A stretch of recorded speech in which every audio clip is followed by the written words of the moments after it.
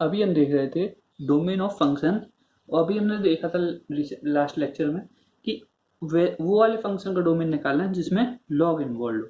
अब हम second type देखते हैं, ऐसे फंक्शन जिसमें sign inverse x, cos inverse x, tan inverse x या फिर साइन एक्स और जितने भी स्टैंडर्ड फंक्शन है वो वाले इन्वॉल्व होंगे। तो इसमें हम ए पार्ट देखते हैं। अगर कभी भी हमारा साइन इनवर्स ए या फिर कॉस इनवर्स ए इन्वॉल्व है, ऐसे फंक्शनों का डोमेन हमेशा, अगर जो ए होता है तो साइन इनवर्स ए और कॉस इनवर्स ए का डोमेन क्या होता है, -1 से लेकर 1। तो हमारा ए अगर हमारा फंक्शन ऑफ एक्स है तो ए बिलोंग करना चाहिए हमारा -1 से लेकर 1 तक। ए हमारा कहाँ से कहाँ बिलोंग करना चाहिए, -1 से लेकर 1 तक, मतलब -1 से ए बड़ा होना चाहिए और 1 से छोटा होना चाहिए, या फिर उसके बराबर भी हो सकता है। तो इसके लिए मैं दो यहाँ से कंडीशन निकलेंगी, -1 से ए बड़ा होना चाहिए और सेकंड कंडीशन क्या निकलेगी, ए हमारा 1 से छोटा होना चाहिए। अगर ए हमारा कोई भी फंक्शन ऑफ एक्स है तो वो हमेशा -1 से 1 के बीच में आना चाहिए, और इसको सॉल्व करने के लिए ए हमारा -1 से 1 के बीच में रहेगा, ए हमेशा -1 से छोटा होना चाहिए और ए हमेशा ए -1 से बड़ा होना चाहिए और ए हमारा 1 से छोटा होना चाहिए। ये दोनों कंपलसरी कंडीशन है, इसलिए इनके बीच में आएगा हम एंड आएगा। क्लियर? मतलब कि अगर कोई भी इसमें से सॉल्यूशन निकलता है और यहाँ सॉल्यूशन निकलता है तो हम उसका इंटरसेक्शन लेंगे। क्वेश्चन लेते हैं। क्वेश्चन है find domain of sine inverse x square minus 8। अब एक्स स्क्वायर माइनस 8 क्या है, एक फंक्शन ऑफ एक्स मिल गया हमें, तो हमें क्या करना है, एक्स स्क्वायर माइनस 8 कहाँ से कहाँ होना चाहिए, 1 से कम होना चाहिए और -1 से ज़्यादा। तो हम एक बार लेंगे, अलग अलग लिए सॉल्व करेंगे। -1 से जब एक्स स्क्वायर माइनस 8 क्या है, बड़ा है, तो यहाँ पे 0, एक्स स्क्वायर इस साइड आएगा तो x square minus 7, 0, x plus √7, x minus √7। इसको नंबर लाइन पे प्लॉट करें तो √7 -√7 प्लस माइनस प्लस। तो हमें क्या चाहिए, ए हमेशा 0 से बड़ा होना चाहिए, मतलब इसका हमें पॉजिटिव वाला पार्ट लेना है। तो हमारा एक्स बिलोंग करेगा -∞ से -√7 ओपन ब्रैकेट, यहाँ पे क्लोज ब्रैकेट आएगा, यूनियन √7 से इंफिनिटी ओपन ब्रैकेट। क्लियर? और सेकंड क्या कंडीशन थी, and x square minus 8 should be less than equal to 1। तो 1 जब इस साइड आएगा तो x square minus 9 should be less than equal to 0, x minus 3, x plus 3 should be less than equal to 0। तो यहाँ पे number line पे 3 -3 plus minus plus, कौन सा पार्ट लेना है, लेस देन 0 का, मतलब ए वाला पार्ट लेना है, मतलब एक्स बिलोंग्स टू -3 to 3। अब एक सॉल्यूशन ये आया, सॉल्यूशन 1, एक सॉल्यूशन ये आया। यहाँ पे लगा था कि -1 से ज्यादा होना चाहिए एंड 1 से कम होना चाहिए, तो हम दोनों का क्या लेंगे, इंटरसेक्शन 1 इंटरसेक्शन 2। तो 1 इंटरसेक्शन 2 क्या हो जाएगा, नंबर लाइन पे ड्रॉ कर लेते हैं, इजी पड़ेगा। √7, 3 अगर यहाँ पे है, -3 यहाँ पे है, तो √7 क्या होगा, 3 से कम होगा, √7 और माइनस का √7। तो ये क्या होना चाहिए, एक सॉल्यूशन है कि -3 के बीच में होना चाहिए, एक कह रहा है कि √7 से बड़ा होना चाहिए और एक कह रहा है -√7 से छोटा होना चाहिए। तो इंटरसेक्टिंग पॉइंट कौन से आए, ए वाले हमारे इंटरसेक्टिंग पॉइंट आ गए। तो हम इसका सॉल्यूशन लिख देते हैं, एक्स हमारा बिलोंग करेगा -3 से √7 इंक्लूडेड है इसलिए क्लोज इंटरवल, यूनियन √7 से 3। ये हमारा आंसर होगा। क्लियर है जी? ये था साइन इनवर्स है और कॉस इनवर्स है, क्योंकि साइन इनवर्स, ये था साइन इनवर्स है और कॉस इनवर्स है, क्योंकि साइन इनवर्स ए और कॉस, अगर कॉस साइन इनवर्स एक्स और कॉस इनवर्स एक्स होता तो एक्स का डोमेन होता है हमारा -1 से लेकर 1 तक। अब हम बात करें बी पार्ट की, तो इसमें आएगा cosec inverse x, sec inverse x. तो cosec inverse x, cosec inverse a ले लेते हैं, ए, और सेक इनवर्स ए। तो यहाँ पे अब ए कहाँ पे लाई करेगा, जो हमारा कोसेक इनवर्स एक्स होता है और sine inverse sec inverse x होता है, इसका डोमेन होता है, इसका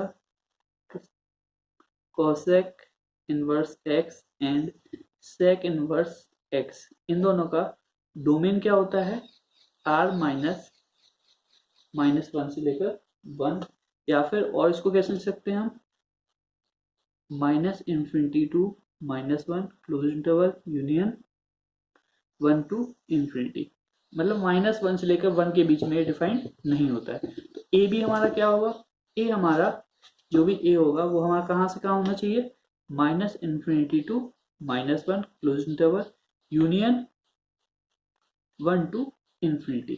अब यूनियन लगाए मतलब या तो इसके बीच में हो या फिर इसके बीच में हो, मतलब कि इसको दो प्रकार सोल्व कर सकते हैं, ए या फिर -1 से कम हो और ए हमारा 1 से ज्यादा हो। अब यहाँ पे क्या लग चुका है, यूनियन, मतलब ए वाला सॉल्यूशन भी चलेगा और ए वाला भी सॉल्यूशन चलेगा।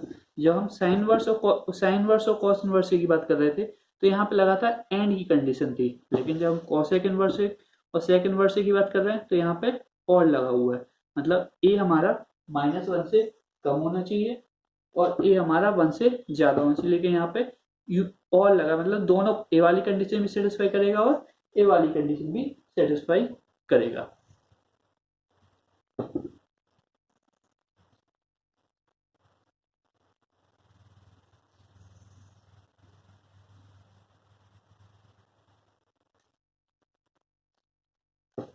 इसका क्वेश्चन ले लेते हैं हम। क्वेश्चन है कोसेक इनवर्स एक्स स्क्वायर -15 ले लेते हैं। कोसेक इनवर्स एक्स स्क्वायर -15, इसका हमें निकालना है डोमेन ऑफ फंक्शन। अगर इसका मुझे डोमेन निकालना है कोसेक इनवर्स एक्स स्क्वायर -15 का, तो मुझे पता है कि एक्स स्क्वायर -15 या तो -1 से कम होना चाहिए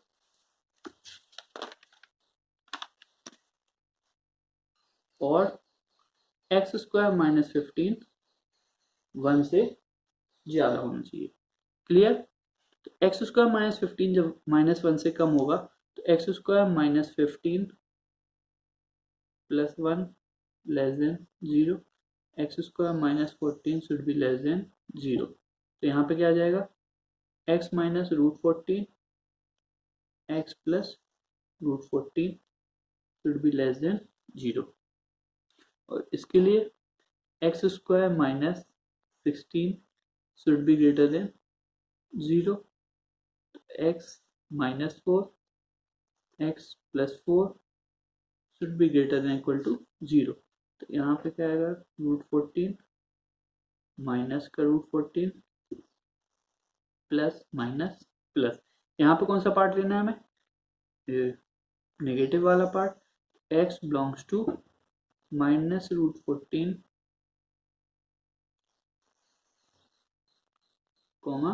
√14 तक, और यहाँ पे कौन सा पार्ट आएगा, +4 से -4 प्लस माइनस प्लस। तो ए वाला पार्ट लेना है पॉजिटिव वाला और यहाँ पे पॉजिटिव पार्ट, x बिलोंग करेगा यहाँ पे -∞ से -4 यूनियन 4 से इन्फिनिटी, यहाँ पे क्लोज इंटरवल लगेगा। अब हम देखें तो मैंने कहा था जब साइन वर्स एक्स और कॉस इनवर्स एक्स की बात चल रही थी वहां पे एंड लगा हुआ था, यहाँ पे क्या लगा है, और मतलब ए वाली कंडीशन भी लगेगी और ए वाली, मतलब ए वाला सॉल्यूशन भी हो सकता है और ए वाला सॉल्यूशन, तो दोनों का हमें क्या लेना पड़ेगा, इन दो सॉल्यूशन का यूनियन लेंगे। यूनियन लेने के लिए भी हम नंबर लाइन ड्रॉ कर लेते हैं, इससे हमें आसानी पड़ेगी। 4 यहाँ पे -4 यहाँ पे, माइनस का √14 -4 से बड़ा होगा और √14 4 से छोटा होगा। तो हमें क्या लेना है, 4 के इस साइड वैल्यू लेनी है, -4 के इस साइड और इसके बीच की वैल्यू नहीं है, तो वहाँ आंसर क्या हो जाएगा, x वहाँ बिलोंग करेगा -∞ से -4 क्लोज इंटरवल यूनियन -√14 से √14 क्लोज इंटरवल यूनियन 4 से इन्फिनिटी। ये हमारा आंसर हो जाएगा अगर कॉस इनवर्स कुछ भी है। अब यहाँ पे कोई भी फंक्शन दिया होगा, फंक्शन ऑफ एक्स है, तो हमें क्या लगाना है, एक बार लेस देन -1 और एक बार ग्रेटर देन 1, क्योंकि जो भी हमारा कॉसेक इनवर्स एक्स और सेक इनवर्स एक्स होते हैं, इनका डोमेन क्या होता है, r -1 से 1। तो वही चीज हमें यहाँ पर जो भी फंक्शन दिया होगा उसमें लगा देना है। क्लियर। अब सी वाला पार्ट आएगा। अब हम देखते हैं tan इनवर्स एक्स को रहने दीजिए अभी। अब देखते हैं हम वो वाले सारे फंक्शन जिसका डोमेन रियल नंबर होता है, जैसे sin x, cos x, इसका domain real number, e⁻x, mod x और a⁻x, cot inverse x, tan inverse x, polynomial functions, polynomial function, greatest integer function, fractional part of x, signum function, signum function, और इन सारे फंक्शनों का जो, अगर इन फंक्शनों में कुछ भी x है तो इसका हमेशा डोमेन क्या होगा, हमारा रियल नंबर होगा।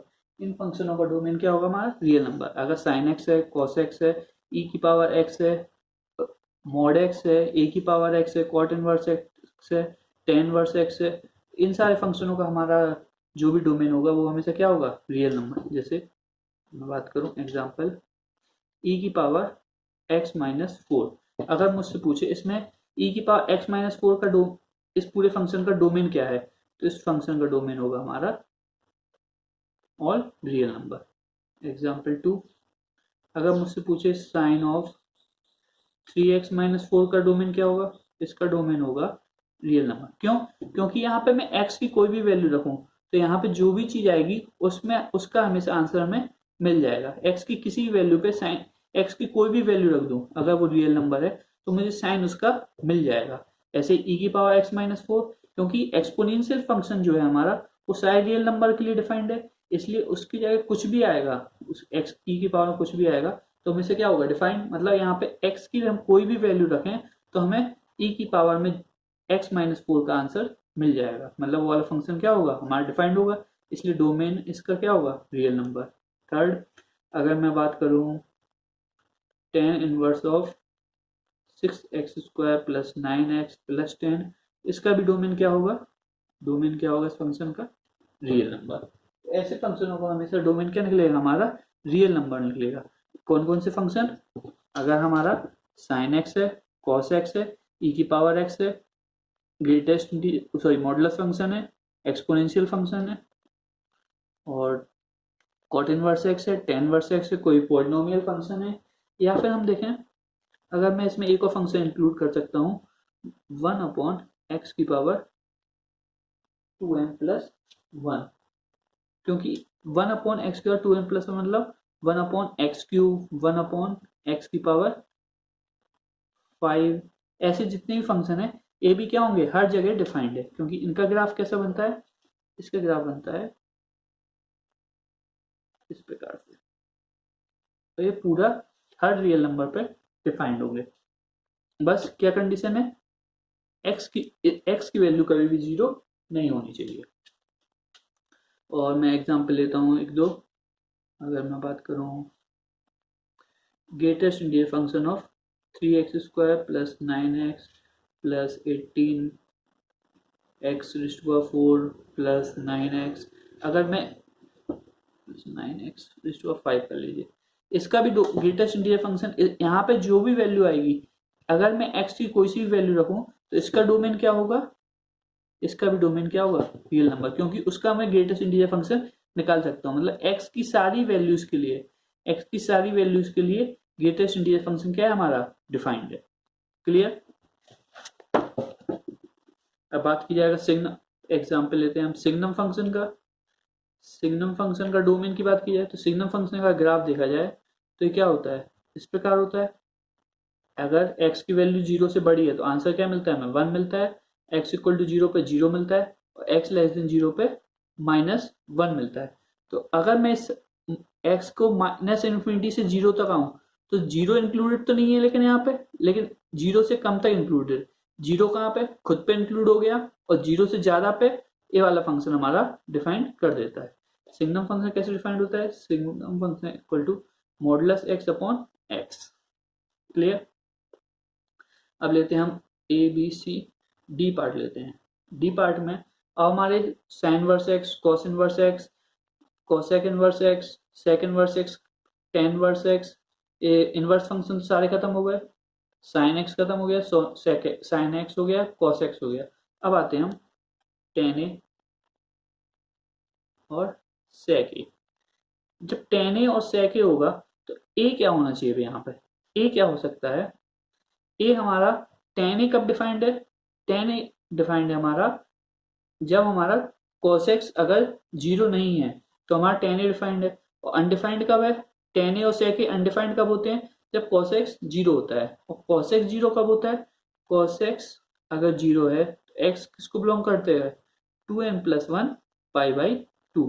मतलब अगर x की वैल्यू 2n+1 पाई बाई 2 नहीं है तो हमारा कोसेक्स 0 नहीं होगा और टेन ए और सेक ए डिफाइंड होंगे।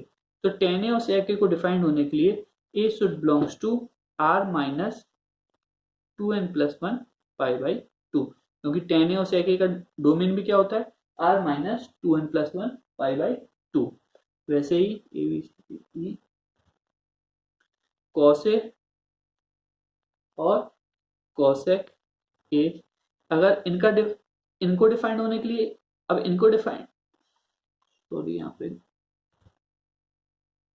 कॉट ए है, इसमें डिनोमिनेटर क्या आएगा, इसका डिनोमिनेटर होगा साइन ए, और डिनोमिनेटर को 0 नहीं होना चाहिए। डिनोमिनेटर को 0 मतलब साइन ए को 0 नहीं होना चाहिए।